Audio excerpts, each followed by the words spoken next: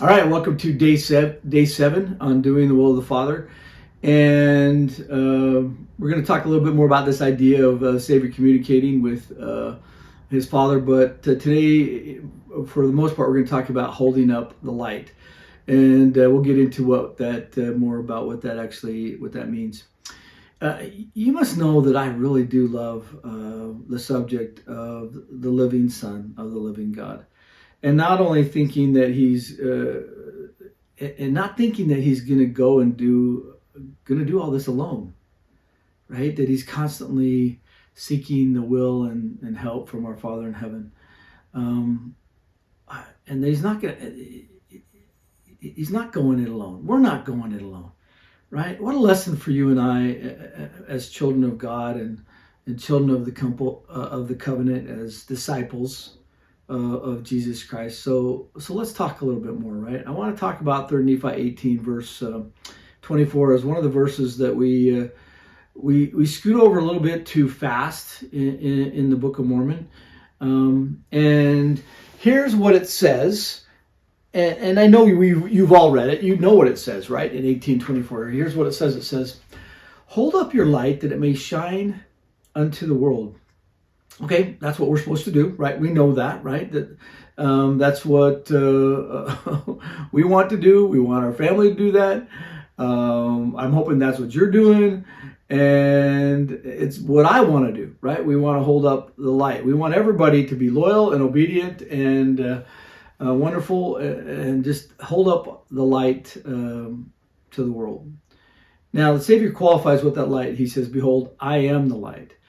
Now, that's significant. I am the light which ye shall hold up.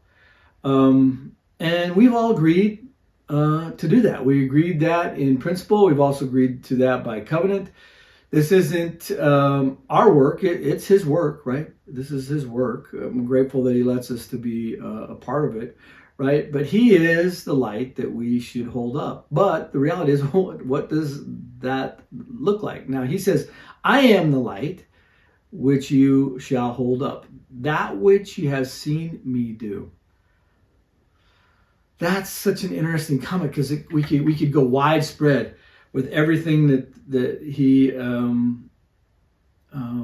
did. He basically said, "Tell the people what you've seen me do."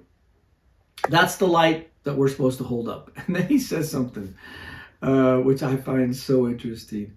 He says this very next thing, and maybe I think we miss it. I think we have, probably.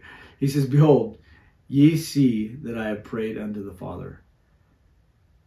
Okay, all right. Here is the Savior. He's been resurrected, and he's teaching the Nephites. He's instituted the sacrament, and then all of a sudden he says, "This is the light which ye shall hold up. Behold, ye see that I have prayed unto the Father."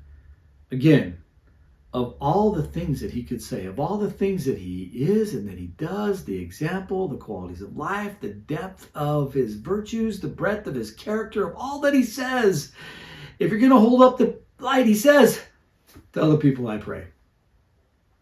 That's what I do. I pray. There's a message there that I think that we may have missed. I think I have missed it from time to time, but I've missed it in relationship to taking more action, and it's something that you and I need to think about. So let's take this a little further, right? Let's take this a little bit further, because let's just add to this idea that tell the people that I pray, right? And let's take a little. If you and I are to be about our Father's business, literally what we've been talking about for the last few days, doing our Father's will, we need to hold up what the Savior focused on. First and foremost, I think that includes prayer, and we need to be doing it if we're going to be holding it up as an example, right? First and foremost. But he taught, if you and I want to know the priorities of our Savior Jesus Christ, it's pretty apparent. It's obvious, right? It includes covenants and ordinances. He taught the ordinance of baptism, by example, the last night before he carried out his atonement, right? You'd think it'd be the most important time to share the most important things, which he did, right? He instituted the ordinance of the sacrament. He initiated the washing of the feet. He told later on, after he's resurrected and he comes back to visit the disciples, he tells the disciples not to leave Jerusalem until they're endued with power, and on into the ordinances that have been restored into our day. If you want to know the priorities of the Savior, we start with prayer, and that prayer moves into the ordinances and covenants of the gospel. So the question then becomes, why? The reality is, first and foremost, because it's the will of the Father. Why? Because we can't truly become like them without being bound to them. There's no other way. They have to give us their character, so that that character, literally light, truth, element, material, possesses us, and we become like them. Therefore, we will belong with them. Remember. So let's remember, right? In the ordinances and the covenants of the gospel comes the power of godliness. From the very, very beginning, even from the first vision, this was forecasted, that we would provide the power of godliness to you, right? He said the churches, their hearts are far from me, right? They teach for doctrines the commandments of men, but their hearts are far from me, right?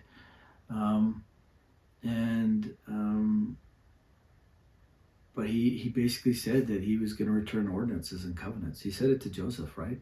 But they lacked the power thereof, meaning that they didn't have what it was tested. They didn't have the authority or the power to make the change that needed to happen in you and I, so that we could be resurrected celestial beings. And everything that means in the power of godliness. If you want to know what the will of the Father is, it's what we see the Savior do. Tell everybody that I pray. And then it's ordinance and it's covenants. And we need to be about our Father's business. Okay, day 7 in the books. Something to think about, something to process, especially in our world and what we're about and what we're doing, right? Okay, tomorrow, well, I think we'll finish up. We'll finish up with a few things that I think are super important to recognize in doing the will of the Father. And I hope this series has been helpful for you. And thank you for being here. And shoot a link to somebody, maybe in your family. All right. You have a great day, and we'll talk to you later.